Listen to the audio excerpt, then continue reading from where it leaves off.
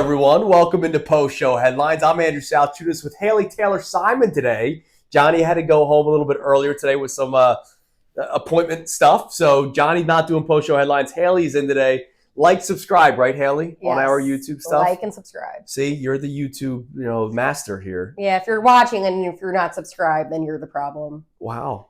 Well, we want the people to like us. But I hope you like us too. Yeah, please.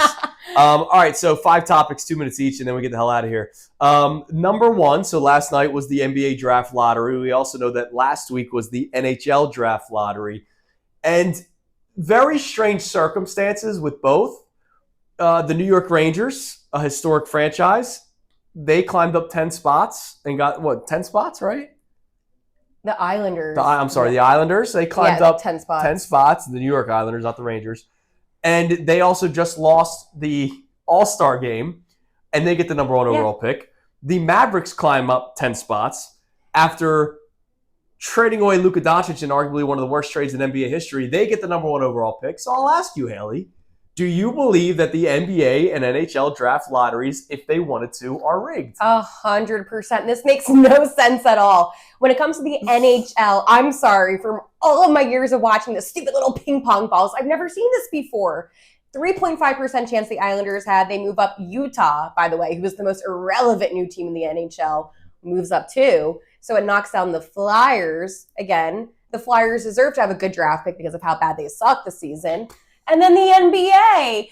Oh my goodness. When it comes to the Dallas Mavericks, if there's one team that doesn't deserve it, it is them. Well, unless there was back channeling saying, hey, we need the Lakers to be relevant, so give them Luka and we'll give you Cooper Flag.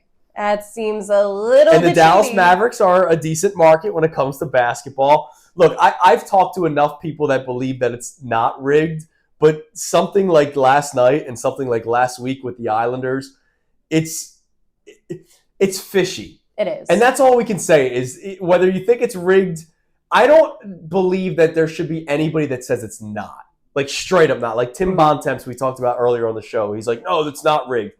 Like it's either you believe that it is or you have it in the back of your mind that you think it might be. And I think it might be, right? Like I'm not going to sit here and tell you that it is and put on some tinfoil cap. But like there's just enough fishy stuff that goes down with these draft lotteries that make you think maybe there's something to it. Yeah, and I don't know. I mean, I see the ping pong balls, and I can't help but think, how accurate At least are you get they? to see the NHL one. We don't see the NBA one, which makes it even more a little interesting. Mm-hmm. All right, when it comes to drafts, any sport, how much do you value players coming from top programs? And the reason why I ask that is because Dylan Harper and Ace Bailey, a lot of people have them going 2 and 3 in the NBA draft, went to Rutgers. With all due respect to Dylan McKinnon, who's behind the camera right now, wearing his Rutgers shirt with pride today. Rutgers does not necessarily scream basketball, great basketball school, decent basketball school, but you have 2 top picks that finish below 500.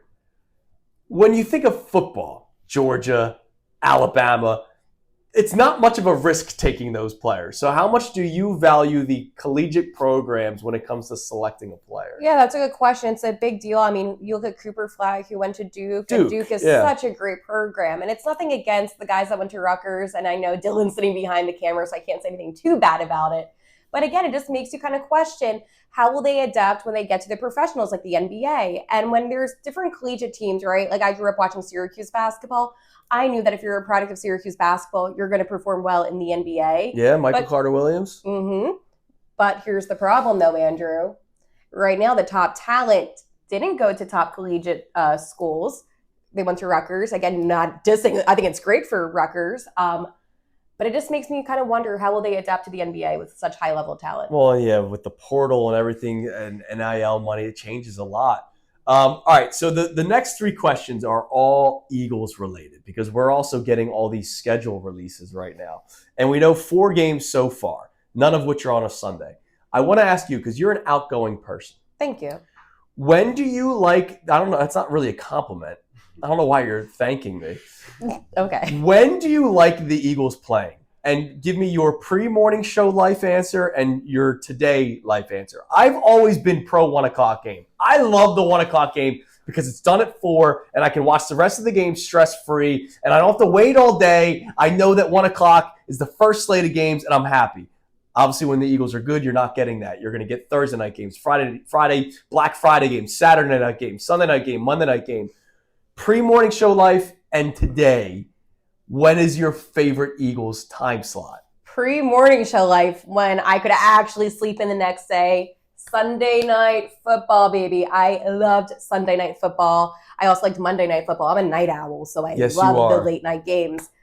Morning show life, I prefer the 1 o'clock on Sunday. I want to watch the game, and then I also like to watch the 4 o'clock games as well, and that's a really big deal for me because of fantasy. Yeah. But we're not getting that this year. No, we're not going to get that. And look, again, I've always liked 1 o'clock. Even before morning show, me and Anthony used to argue this all the time on middays. Like, I love the 1 o'clock games because I'm an old man, right? So, like, I like my 1 o'clock games. 4 o'clock I'll deal with, right? But it's still like You've always liked 1 o'clock, even always like in liked your 1 20s? o'clock. And here's the thing: even now, I'm a day drinker. I like day drinking.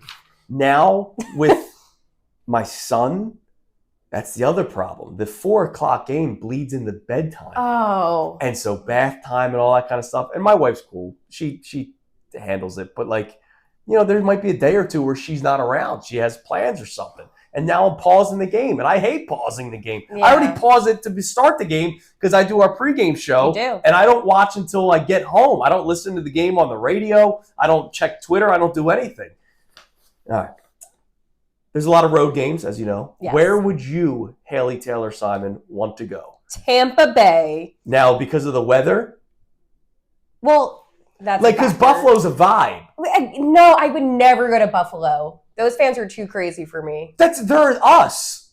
Yeah. We just don't break tables. We just break necks. Like, it's the same, like we're the same people. What do you like? Actually, Dallas, like AT&T Stadium, I kind of would go see Jerry's World. Yeah, I mean, just to be there. I just want to experience being around Cowboys fans that are actually from Dallas, not these not New Jersey the fake ones around here that don't know. Tampa, like that could be like a nice trip. I know Philly sports trips; they do a nice trip out there, so I would totally do that. All right, but why? So you say is it because you said that right away? Yeah, well, it's always a tough game for the Birds too. Playing out in Tampa, I feel like they match up kind of. Well, I'm curious. Like, why did you say Tampa right away? Is it because of the weather? Like, is that?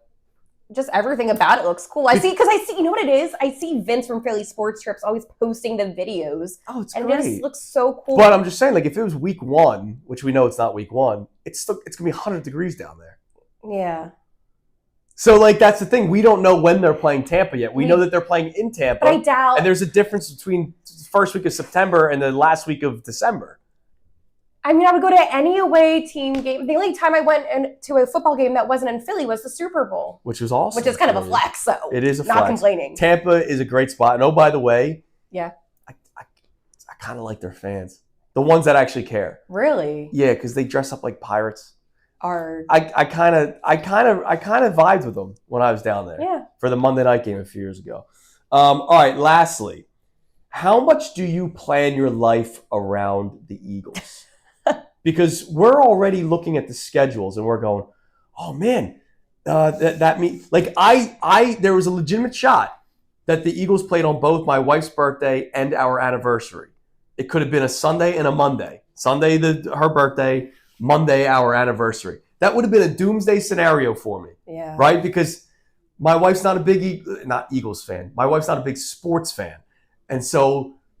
Her life being revolving around sports is sometimes difficult for her because of what I do for a living.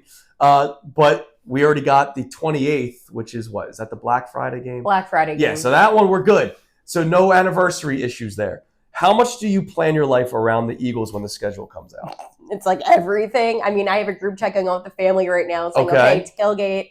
Like, we're planning that out already for the Dallas game. Yeah, because you guys have season tickets, right? Yeah. Yeah. Yeah. But even like with the away games, priority is football. But it's funny because I cover the Flyers, and now it's going to look a little bit of a dilemma sometimes when the games overlap. But it's always the Birds, and my boss knows that. Well, that's good. Like, the Eagles are everything. And I think that in the offseason, when you get something like the schedule, it gives you something to hold on to and get excited about. So, I mean, Andrew, I need football. I need it. I'm just saying, I'm not working Christmas Day. If that's one of the games that comes out, you have to go to the game. I've made that clear numerous times. I will not be working Christmas Day. All right, everybody, thank you for watching. Like, subscribe. We always appreciate that. On Friday, we will do another set of our listeners sent in questions. Johnny and I will be. Haley, thank you for filling in for John today. Always. We appreciate it. Tomorrow morning, Shefty, 7:55. So more weekly hits with Shefty comes your way tomorrow. And we'll react to the Daryl Morey interview that Amy and I did earlier today as well. So a lot in store for you tomorrow on the air and more post-show headlines afterward. Thanks, guys. Hey, guys, Andrew Salciunas from Kincade and Salciunas. Thank you for checking out all of our stuff on YouTube. Make sure you click, like, subscribe on everything that you see. And, of course, you can see everything from our YouTube feed, full shows, interviews, when John's being an idiot, which is like 15 times a day. So make sure you check out all of our stuff on YouTube. We appreciate it.